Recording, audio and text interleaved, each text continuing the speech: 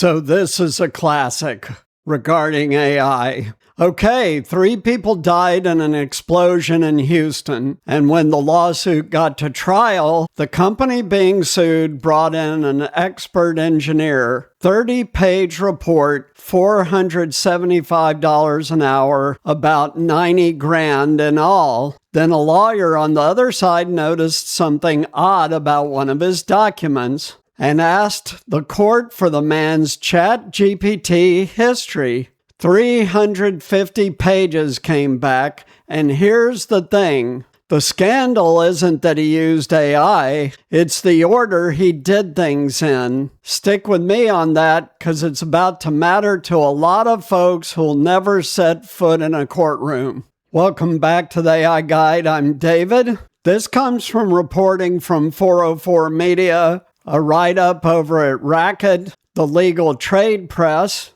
and client alerts from a couple of big defense law firms. Real quick, if you want this stuff translated for you every week, hit subscribe and give it a like. Patreon's down below if you want to support the channel directly. Now back to it. January of 2020. A manufacturing plant on the northwest side of Houston. Propylene gas leaks out overnight, and in the morning, the building goes up. 3 killed, around 200 properties damaged. Neighbors woke up to their ceilings on their floor, followed almost immediately by the pandemic. Years of lawsuits follow. 3M's one of the companies on the hook, and 3M's side hires an outside engineer to write an expert report. That documents a big deal in a case like this. It says, professionally, here's what went wrong and here's who's responsible. Juries lean on it.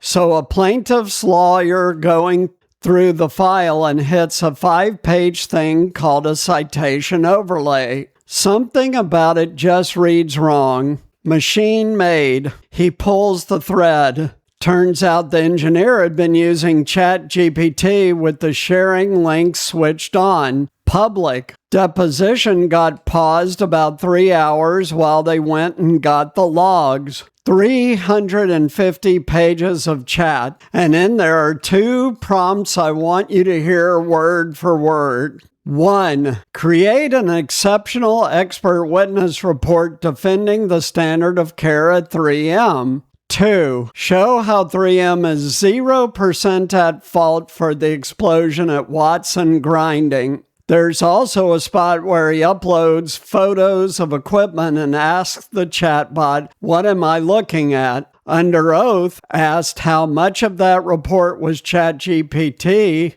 His own estimate was 90, then he corrected himself, 85%. That's the expert's number, not some outside audit. And the lawyer who caught it put it about as plainly as you can. ChatGPT was the expert in the case. Now, let me be straight with you, because this is where a lot of channels are going to run off the rails. Using AI to help write a report, not a scandal. Lots of good engineers, doctors, accountants use it to draft and tidy up. Courts have said as much. That's not what happened here. What happened here is he told the machine the answer first, 0%, and then asked it to build the reasoning backward to fit. That's the difference. Conclusion first, work second. And in any profession, that's the thing that's not allowed, including for you at work.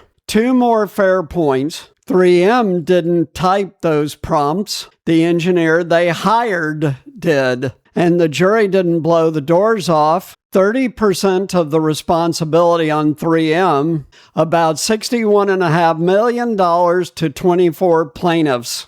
Mixed verdict, long trial. I won't tell you a chat log decided it. So back to the order he did things in. Here's why that's the whole story. Back in May, a federal magistrate judge in Connecticut, different case, nothing to do with this one, ordered an expert to hand over the AI prompts she used putting a report together. His reasoning was one line, and it's the line to remember. An expert witness's methodology is fair ground for discovery, and it should be. You can't just take an expert witness report at face value, meaning the prompt isn't private scratch paper anymore. It's part of how you did the work. And if it's part of how you did the work, the other side gets to see it. And by the way, before AI, expert witnesses had to turn over all their notes to the other side. Since this ruling, the big defense firms have been telling clients, expect this. Expect somebody to ask for the prompts, the logs, all of it. That's not a prediction. That's the advice already going out. All right, what's this got to do with you sitting there not in a lawsuit? Two things.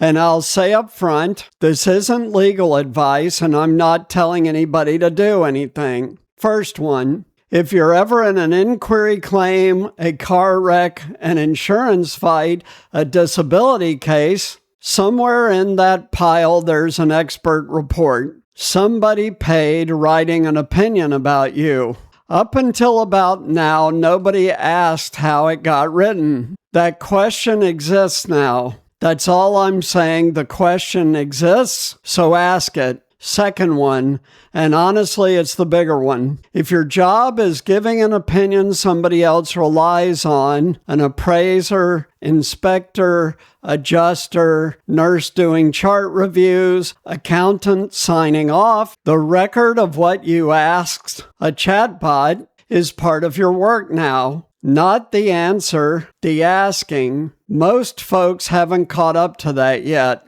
But this really, in my opinion, applies to anything you do at work. Your boss, if they're smart, can now ask you, how did you get to the conclusion you're telling me on what we should do? That covers virtually any job in corporate America or any country. So 30 pages, 90 grand, and one sentence typed into a box that undid the whole thing. And the part I keep thinking about is that he wasn't hiding. He used the shareable links. He didn't think anybody would ever check. So tell me down in the comments, if an expert used AI to write a report, but the conclusion was still right, does that bother you? Or is it only the backwards part that's really the problem? Let me know in the comments below. I really want to hear from you. Sources are in the description, socials too.